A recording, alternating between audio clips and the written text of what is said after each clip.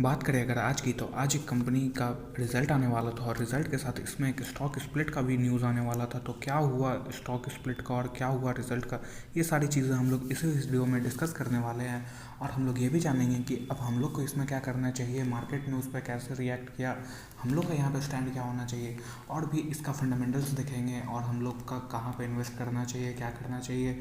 और मैं अपना अनबायस्ड और हॉनेस्ट ओपिनियन भी आप लोग को इस वीडियो में ज़रूर दूंगा। तो सब चीज़ हम लोग इसी वीडियो में जानेंगे, लेकिन उससे पहले अगर आपने हमारे channel power of Indian stocks को सब्सक्राइब नहीं किया है तो सब्सक्राइब कर दें और बेल आइकन भी दबा दें ऐसे ही नॉलेजफुल वीडियो सबसे पहले पाने के लिए। तो आज जुबिलेंट फूडवर्क्स का रिजल्ट आने वाला था और यहाँ पे अगर हम लोग देखें तो आज शेयर में 4.8% की गिरावट है। अगर हम लोग बात करें कि ये गिरावट क्यों हुई, तो मैं आपको यहाँ दिखाना चाहूँगा। अगर हम लोग कंपनी इन्फॉर्मेशन में जाएँ तो यहाँ पे हम लोग को देखने को मिलेगा कि आज 2 फरवरी के दिन यहाँ पे फाइनेंशियल रिजल्ट और स्टॉक स्प्लिट से रिलेटेड न्यूज़ आने वाली थी। तो अगर हम लोग रिजल्ट की बात करें तो रिजल्ट आप यहाँ देख सकते हैं। रिजल्ट आज 2:21 के आसपास आया और उसी समय आप यहाँ देख सकते हैं कि शेयर में भी भारी गिरावट हम लोग को देखने को मिली। तो ऐसा क्या हुआ रिजल्ट में और क्यों ये शेयर गिरा, तो चलिए हम लोग सब कुछ डिस्कस करते हैं। तो चलिए हम लोग सीधा चलते हैं अब रिजल्ट पे। आप यहाँ एक चीज़ चेक कर सकते हैं कि यहाँ फिगर इन लैक्स है। तो यहाँ पे मैं आपको इन लैक्स नहीं डायरेक्ट बताऊँगा, तो आप उसी हिसाब से समझ जाना। तो चलिए अब हम लोग रिजल्ट को पढ़ना चालू करते हैं। तो सबसे पहले अगर हम लोग रेवेन्यू की बात करें कि इनकम किसके सोर्स से आया और कितना आया, तो रेवेन्यू फ्रॉम ऑपरेशन और अदर इनकम दोनों जोड़ के अगर हम लोग देखें तो इस क्वार्टर में 120,443, तो इसको हम लोग 120 मान लेते हैं, जो कि लास्ट क्वार्टर में 111 था। और अगर पिछले साल सेम क्वार्टर की बात करें तो 107 था। तो रेवेन्यू में तो हम लोग को दोनों तरफ से जंप देखने को मिल रही है, जो कि अच्छी बात है। अब रेवेन्यू अच्छा है तो चलिए फिर हम लोग एक्सपेंस चेक करते हैं।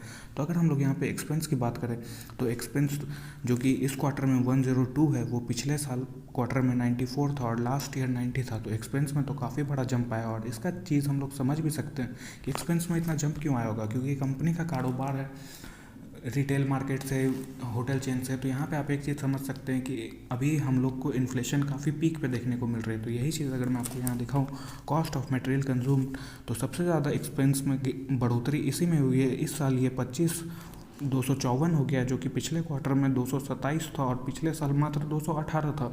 तो सबसे ज़्यादा हम लोग को एक्सपेंस कैटेगरी में जंप इसी चीज़ में देखने को मिल रहा है। तो हम लोग को यहाँ साफ साफ देखने को मिल रहा है कि इन्फ्लेशन का मार इसको पड़ रहा है, लेकिन ये इन्फ्लेशन का मार अगर इसको पड़ रहा है तो ये लॉन्ग टर्म में इसको बेनिफिट भी करने वाला है। तो अब आप पूछेंगे कि इन्फ्लेशन का इसको बेनिफिट कैसे होगा।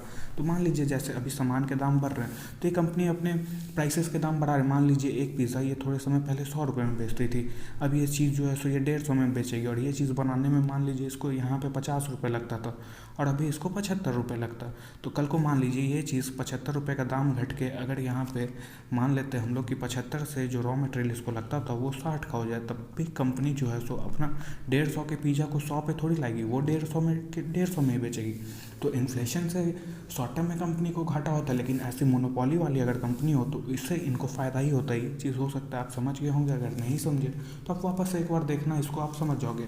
तो चलिए एक्सपेंस की बात हो गई, अब हम लोग चलते हैं प्रॉफिट देखते हैं। अगर हम लोग प्रॉफिट की बात करें तो इस क्वार्टर में कंपनी का प्रॉफिट अगर हम लोग बिना मतलब टैक्स वैक्स के देखें तो वो हम लोग को यहाँ देखने को मिल रहा है कि इस क्वार्टर में कंपनी 18312 और पिछले क्वार्टर में 163 और ईयर अगर बात करें तो 166। तो हम लोग को प्रॉफिट में भी जंप देखने को मिल रही है।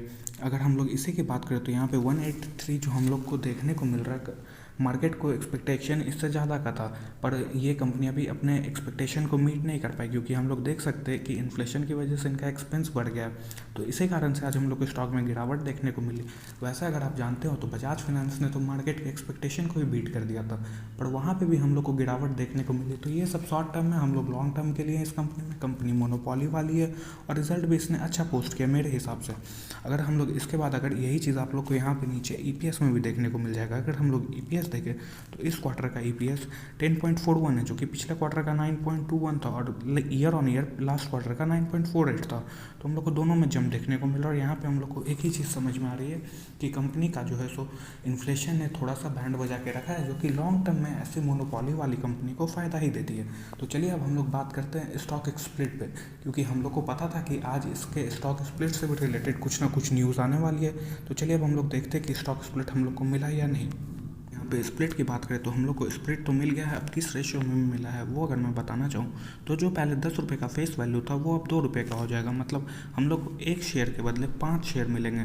तो इसके पीछे कंपनी का एजेंडा क्या था स्टॉक स्प्लिट करने के पीछे, तो वो आप लोग को यहाँ दिखेगा, to enhance the liquidity of company equity shares, ताकि कंपनी के इक्विटी शेयर्स की लिक्विडिटी बढ़ाई जा सके और रिटेल इन्वेस्टर सबका जो छोटे इन्वेस्टर हैं उनका पार्टिसिपेशन बढ़ाया जा सके और स्टॉक को और ज़्यादा अफोर्डेबल बनाया जा सके।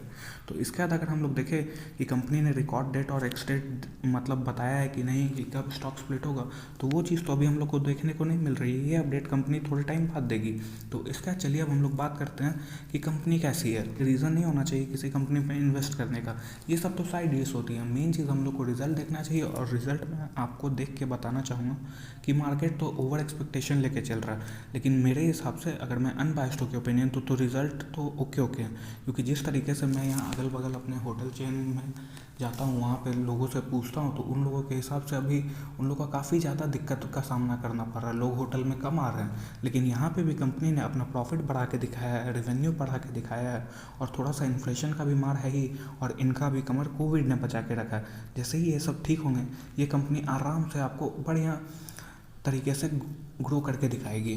और अभी हम लोग क्या करें, ये चीज़ हम लोग चलिए आगे बात करते हैं। अगर हम लोग बात करें कि आप कोई ऐसी मोनोपोली कंपनी ढूंढ रहे हैं जो कि आपका 2-3 साल में पैसा जो है सो डबल करके दे दे, तो इस कंपनी में वो कैपेबिलिटी है। मैं अगर चलिए हम लोग यहाँ देखते हैं तो एक दिन की बात करें, आज तो ये रिजल्ट की वजह से यहाँ पे गिरावट देखने को मिली है, क्योंकि रिजल्ट मार्केट के एक्सपेक्टेशन को बीट नहीं कर पाई।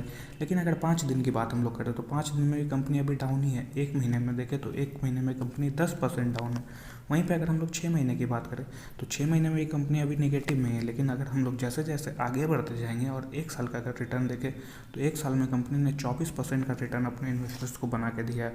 और यहीं पे अगर मैं आपको 5 साल की बात करूँ तो 5 साल में कंपनी ने 616% का रिटर्न बना के दिया। मतलब कि अगर आपने 1 लाख लगाए होते तो वो आज 7 लाख हो गए होते। 7x का रिटर्न बना के कंपनी ने अपने इन्वेस्टर्स को दिया, ऐसी मोनोपोली कंपनी। तो आप यहाँ पे एक चीज़ तो समझ सकते हैं कि ये कंपनी काफ़ी अच्छी कंपनी है, मोनोपोली है। और जिस तरीके से हम लोग अगर बात करें तो जैसे जैसे इंडिया में वेस्टर्न फूड्स का कल्चर हम लोग के यहाँ बढ़ रहा है, वैसे वैसे इन कंपनीज़ का सेल भी बढ़ रहा है। और ये अभी आगे और बढ़ने ही वाला है, क्योंकि कंपनी के फंडामेंटल्स के बारे में, कंपनी के अगर मार्केट कैप को देखा जाए तो कंपनी का मार्केट कैप 43,000 करोड़ का है। अगर इसके हम लोग हाई को देखें तो 4590 4600, और अभी का अगर शेयर प्राइस देखें तो वो 3300 चल रहा है। अगर इसको हम लोग कैलकुलेट करें तो अभी कंपनी 28% के डिस्काउंट पे मिल रही है, जो कि अभी पैसे लगाने के लिए सही समय है, क्योंकि ये कंपनी थोड़ी डिसेंट कंपनी है और इतना ज़्यादा करेक्शन इसमें नॉर्मली आता नहीं है। तो इस समय आप इसमें इन्वेस्ट करने का ज़रूर विचार कर सकते हैं। इसके बाद अगर हम लोग बात करें कंपनी के ROC और ROE का, तो कंपनी का ROC और ROE दोनों काफ़ी अच्छा है। इसका चलिए अब हम लोग अगर प्रोमोटर के डेटा को देखते हैं, होल्डिंग को देखें तो प्रोमोटर होल्डिंग 41.94%, जो कि कांस्टेंट है। FIIs के भी डेटा को देखें तो FIIs भी इस कंपनी में 40% इन्वेस्ट करके रखे हैं। DIIs ने भी 11.37% इन्वेस्ट किया, और हमारे रिटेल इन्वेस्टर्स ने भी 6.60% इस कंपनी पे इन्वेस्ट करके रखे हुए हैं।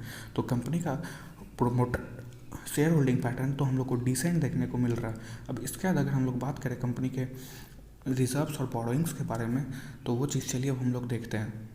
जो पहले 1141 करोड़ था, फिर रिजर्व थोड़ा घट के 1002 करोड़ हुआ, फिर 1311 करोड़, और अभी की अगर बात करें तो 1580 करोड़ कंपनी का रिजर्व हो गया। वहीं पे अगर बोरोइंग की बात करें तो बोरोइंग कंपनी की थोड़ी सी बड़ी है, जो कि थोड़ी निगेटिव पोर्शन है। लेकिन अगर आप ऐसे देखें कि डेप्ट निगेटिव ही पोर्शन नहीं होता। डेप्ट अगर निगेटिव तब होता है जब मान लीजिए आपने किसी से कर्ज लिया और उस कर्जे से आप पैसा नहीं बना पा रहे, तो आपको फिर वहाँ पे इंटरेस्ट देना पड़ेगा। लेकिन मान लीजिए आपने किसी से लाख रुपए लिए और उसको आपको 12,000 रुपये का इंटरेस्ट देना 12% के हिसाब से, और उस पर आपने मान लीजिए 1 लाख रुपये और बना लिए, तो ये यहाँ पे आपके लिए फ़ायदा हो जाता है। तो हम लोग को ऐसे कंपनी में इन्वेस्ट ये सोच के नहीं करना चाहिए कि इस कंपनी पर कर्जा बढ़ रहा है। हम लोग को वहाँ ये देखना चाहिए कि कंपनी डेप्ट का यूज़ सही तरीके से कर रही है या नहीं। तो अगर मैं जुबिलेंट फूडवर्क की बात करूँ तो ये डेप्ट को एकदम सही तरीके से यूज़ करने में माहिर है। अब हम लोग का बात आता है कि अब हम लोग को इस कंपनी में क्या करना चाहिए। तो मैं अगर आपको बताना चाहूँगा तो मैं इस कंपनी में ऑलरेडी इन्वेस्टेड हूँ, और यहाँ पे मैं SIP मोड में इन्वेस्ट करता हूँ, ताकि धीरे धीरे करके मैं इस शेयर को एक्यूमुलेट कर सकूँ, क्योंकि कंपनी एक मल्टी बैगर है। तो मैं आपको यही बोलना चाहूँगा कि अगर आप इसमें इन्वेस्टेड हैं तो आप इसे होल्ड करें, और अगर आप इसमें इन्वेस्ट नहीं किए हैं तो 3300 से लेकर 3000 के बीच में अगर ये आपको मिले तो ये आपके लिए एक अच्छा लेवल हो सकता है इसको ऐड करने के लिए। इसके बाद अगर हम लोग बात करें कि और हम लोग को क्या करना चाहिए, तो आपको बस यहाँ पेशेंस के साथ होल्ड करना चाहिए। इसी के साथ मैं वीडियो को एंड करता हूँ। अगर आपको वीडियो अच्छा लगा हो तो वीडियो को लाइक कर दीजिएगा, और अगर आपकी कोई क्वेरी हो तो उसको ज़रूर कमेंट कर दीजिएगा। मिलते हैं अगले वीडियो में, तब तक के लिए बाय बाय।